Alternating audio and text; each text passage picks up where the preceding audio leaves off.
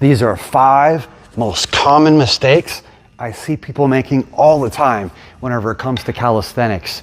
No matter if you're beginner, intermediate, or already advanced, building handstands, human flags, muscle ups, and all the rest. And it breaks down to 5 F words, so it'll be very easy to remember today.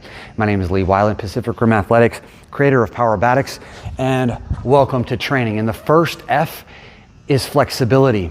And a lot of people, they dive into their calisthenics journey with good intentions. And whenever calisthenics started becoming popular, there was an element of flexibility already built in. But what seems to happen, what has happened over the years, is that it has become, in a lot of cases from what I see, a situation where people are almost swapping out calisthenics for weightlifting.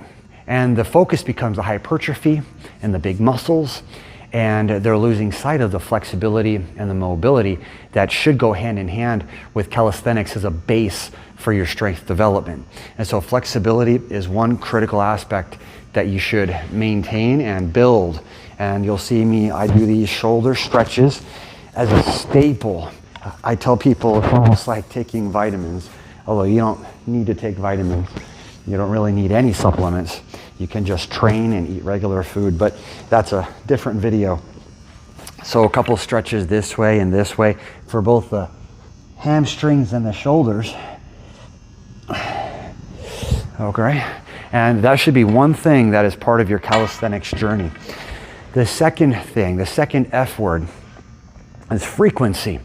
A lot of times people are either doing way too much in terms of their strength work, and whenever you're doing so much of that, let's say that you're just building your pull-ups, or you're going all the way up and getting your muscle up. If you're doing too much, you're going to build tendonitis, and you're going to build tightness, and you're going to build muscle density in certain areas, and then you're going to have weak links in other areas. And that ties in with the flexibility. So you want to have good range of motion, and you want to have good mobility, you want to have good flexibility, and you want to have the frequency that's appropriate for you to continue building the strength. And what happens is when people don't have those two things, the flexibility, and they're doing their frequency wrong, then they're, some people say, oh, you're not going to get muscle bound by lifting some weights. That's if you're taking all these things and doing bodybuilding like a pro or something. That's not true. The fact is that if you're doing it over months and then years and then decades, and you're doing things all for muscle in certain areas, you might not be huge, but you will build weak links in other areas, and you will build tightness in certain areas that compromises you and sets up a situation where you've got overcompensations and imbalances. And then you've got chronic injuries and catastrophic injuries. And so the frequency can be way too high, and then on the other side, it could be way too low. And so you're just simply not doing enough. And people will say bridges or single leg squats or pull-ups and muscle-ups. Those things are not advanced, or they're advanced. Stop calling them basics, but they really are basics. They should be basic. And so you've got to push yourself further and do the volume of work, the frequency that's necessary to actually get you through up to the next level. And so that brings up the next F word, which is people forgetting the full picture.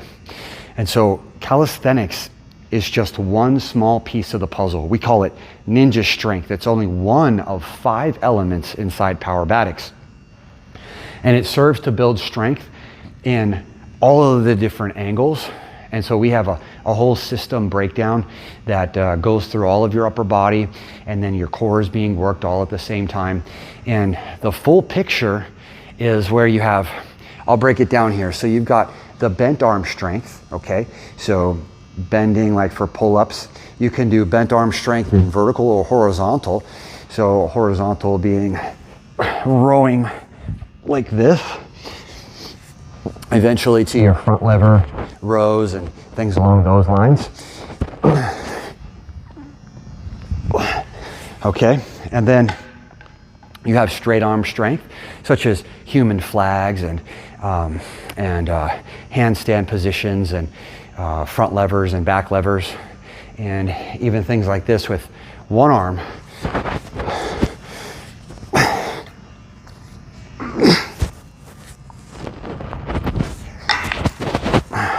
Such as meat hooks. And so there's a whole system of calisthenics. And so it's not just building a planche where then all of your muscle is right here and your deltoids and your bicep tendons are really big, and then there's a disposition to tendonitis and issues like that, because that's all a person is training, just like 2 or 3 moves. There's a whole spectrum to calisthenics, and then that for us sits inside of this even bigger picture of Powerbatics or total body mastery. And so that's the other thing, is not getting caught up in just a couple of different moves, looking at the full picture. And then not only that, it's not just the basics too. It's not just, oh, let's just build pull-ups. I just need to get pull-ups, or I just want to get single leg squats. Or it's going from those levels and continuing to go up. So there's depth, okay? There's level 1 for us. We go level 1 all the way up through to level 10. And that's where you get to your pinnacle moves. And then even beyond that is Valiant. And then what we do too is we put all of those moves together into katas, which would be like, something simple, just like a couple of moves together. We call that a dyna combo. But a couple of these dyna combos linked becomes a full kata. So that's like 10 moves, right? So it would be, like this, L, then maybe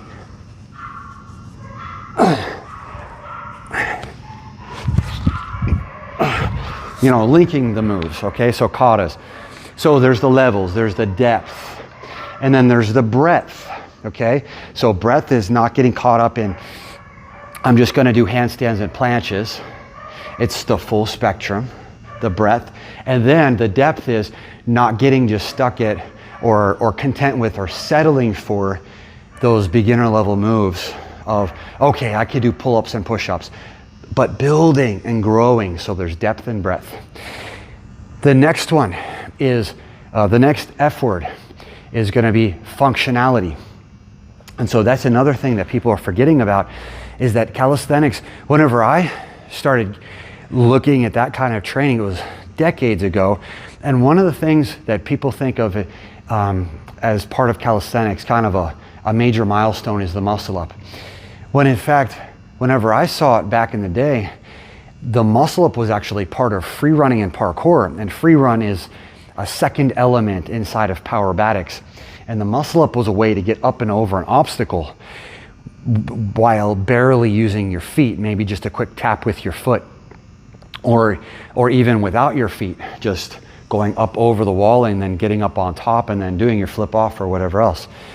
And so there's this functional aspect to calisthenics that I think is missing when people are taking it back to the gym, again, almost substituting the weightlifting for the calisthenics just to build hypertrophy and then do some cool moves, which is fine. And if that's what people want to do, that's great. Or if that's where people are at, that's fine. It's a good place to build from. So you don't want to just stay at that point. But we want to get out of that, and we want to build the true functionality that's part of the at least from my perspective, the roots of calisthenics is the ability to move in your space and be more athletic, and have this apply to other areas of your sports or your daily life. Okay, so that's the 4th F. The 5th F is this. And this is a big one, and this is the most complex. Okay, this is the most complex. I heard this was mentioned actually by my buddy, who's a owner of Woof Poofs, the World Federation of Parkour and Free Running, and we're just talking about strength and stuff, and he was like, yeah, for parkour, you have a different style of strength. It's quick, it's fast, it's explosive. And if you're doing calisthenics all the time, you're actually gonna You're gonna thwart the progress in being dynamic and mobile and explosive. And so imagine just holding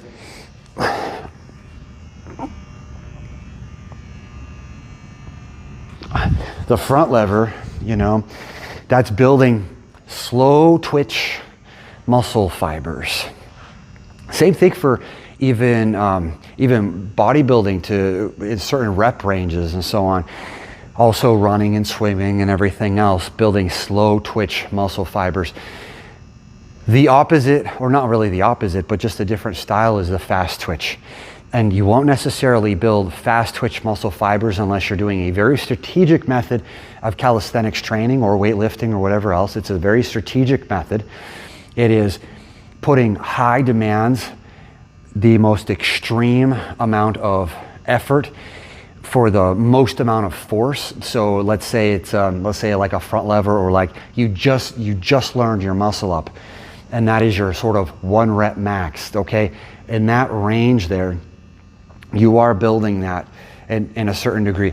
However, there is this element of that if the muscle up is taking a very long time and you have a long time under tension, or you're holding these static holds, that is long durations of time under tension, and it might not necessarily be building the fast twitch explosive muscle fibers that you would get from applying, okay, not just rejecting, but applying the calisthenics, or in our case, the ninja strength, to the other elements of training.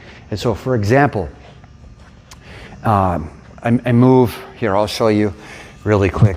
A calisthenics move of pushing, and I'll use the rings.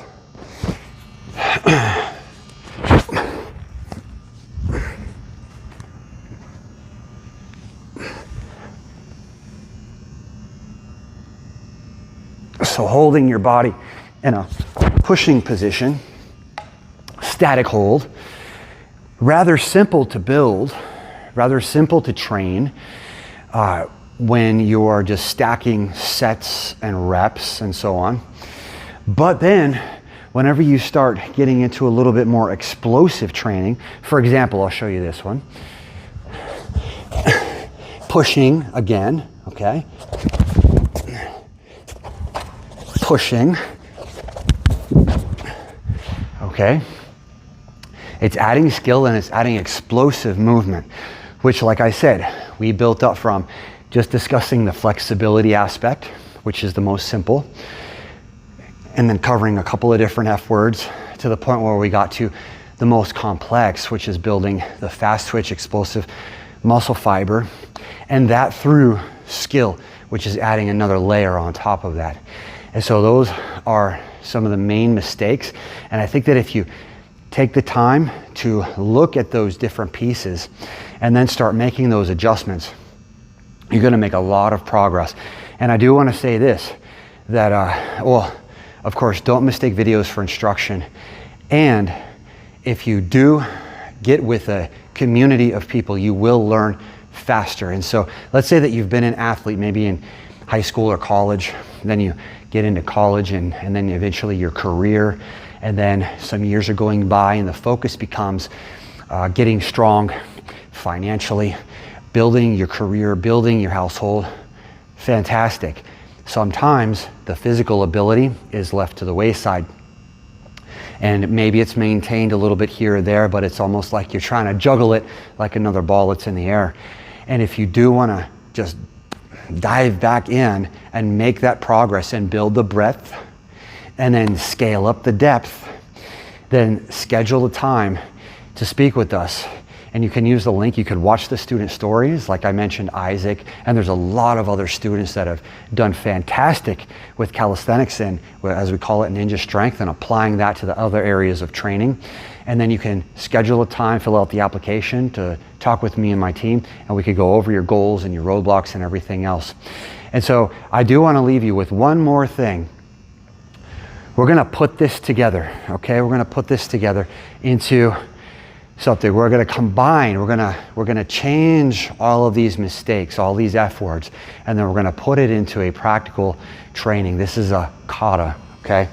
And I'm gonna do it rotating on these rings. You don't have to have rings that rotate to do this stuff. You could do it on anything like a bar, stationary static rings. You can even use the floor for your training. But I'm gonna go through a series of movements and show you a little bit of the different application of how to train.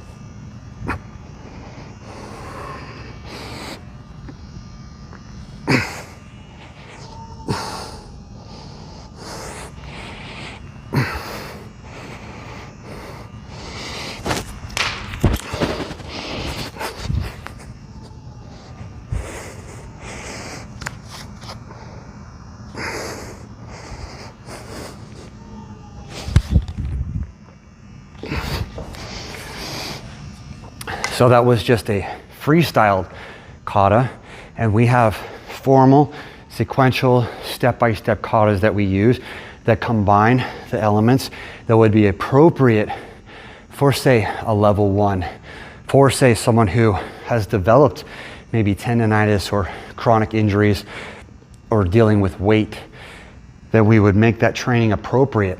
Okay, that's what you got to do, is make that appropriate for wherever you're at. Then level 2, level 3, so on. Building the cardio, the strength, the flexibility, mobility, and skill simultaneously instead of those F words. I'll see you in the next one and in training soon.